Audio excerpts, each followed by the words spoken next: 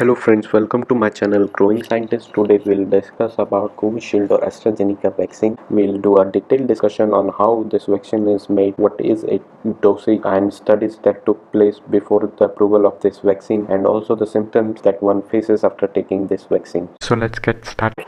Covishield or AstraZeneca is a monovalent recombinant vaccine. By monovalent vaccine, I mean this vaccine generates antibody against a single protein, which in this case is spike protein of SARS-CoV-2, that is coronavirus. The most typical feature of this chimpanzee adenovirus vector is that it is replication deficient in humans, which makes it more favorable to be used for vaccinations in humans. This slide depicts the molecular mechanism behind the production of recombinant vaccine. As you can see in this slide, there is a shuttle vector containing gene of interest, and there is another vector for chimpanzee adenovirus vector. Both the vectors contains the homologous region, by virtue of which homologous recombination takes place between the shuttle vector and parental adenovirus vector, resulting in the formation of recombinant adenovirus vector containing the gene of interest. This recombinant chimpanzee adenovirus vector is then packed into chimpanzee adenovirus envelope, which can be now used as a vaccine. As you can see in this slide depicts the structure of chimpanzee adenovirus containing the recombinant chimpanzee adenovirus vector. This outer part is called the envelope, which is capsid made from protein called capsid, and the inner part contains double-stranded DNA, viral DNA, and these are the spikes through which the virus attaches itself to the cells. These spikes are called fibers, and at the base of these spikes are proteins called pentons. The overall structure of the virus is icosahedral, that is football-like. So that was all about the chimpanzee adenovirus. The next slides depicts you the mechanism of action of this recombinant vaccine that we have created. This is our recombinant chimpanzee adenovirus, which attaches itself to the CAR receptor of human cells, which results in the endocytosis of the virus, which later forms endosome, which digests the viral envelope and exposes the viral genome in cytoplasm. This viral genome is then translocated to nucleus, where it is transcripted to mRNA following its translation to protein of our interest.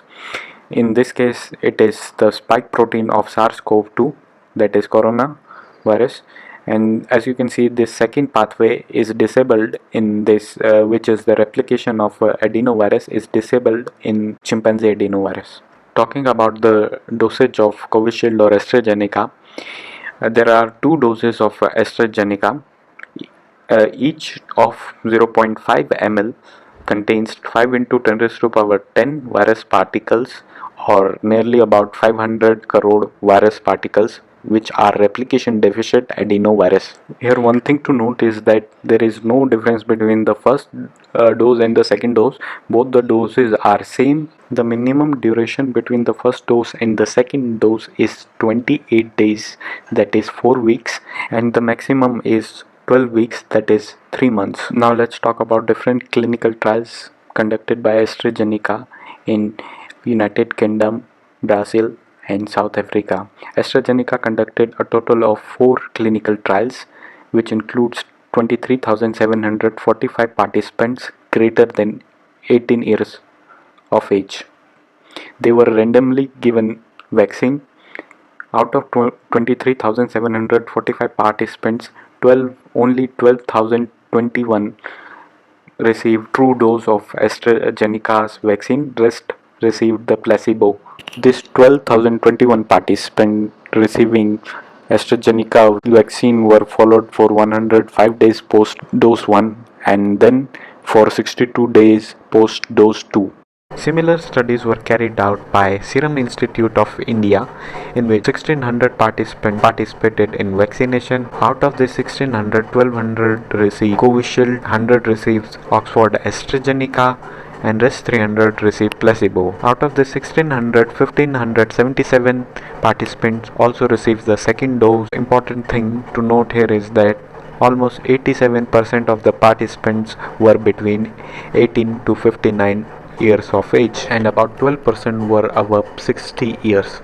Coming towards the conclusion from these trials or studies, Covishield was found 76% efficacious post dosage 1 between 22 to 90 days, which means out of 100 people, 76 people develop antibody against spike protein antigen of SARS-CoV-2. Now, talking about the second dosage, the participants who received the second dose after the interval of 12 weeks or 90 days between the first and second dose were found 81% efficacious. Below is the link to the published paper discussing the efficacy of the vaccine. Moving towards the symptoms after getting vaccinated.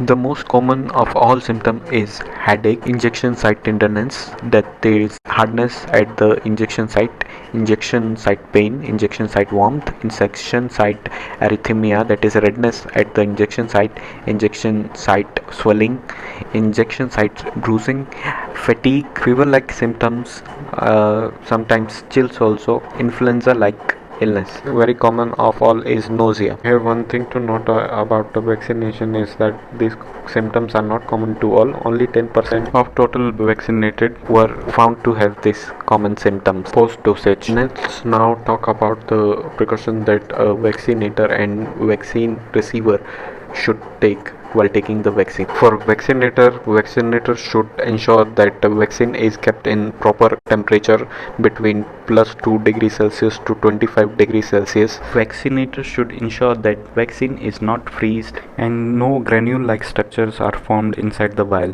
Talking about the vial, each vial of 5 ml is used to vaccinate 10 people and should be consumed within 4 hours of opening. Now talking about precaution for people taking vaccination, people should ensure that they are not taking any kind of blood thinner like aspirin and they were not infected by SARS-CoV-2 since last month. Immunocompromised people such as having autoimmune disorders or taking some immunosuppressant drug or having HIV can take the vaccination after consulting their physician. As such, there is no effect found on such people. So that was all about this detailed discussion about Covishield. I will keep posting new videos regarding other vaccines also, how they are made.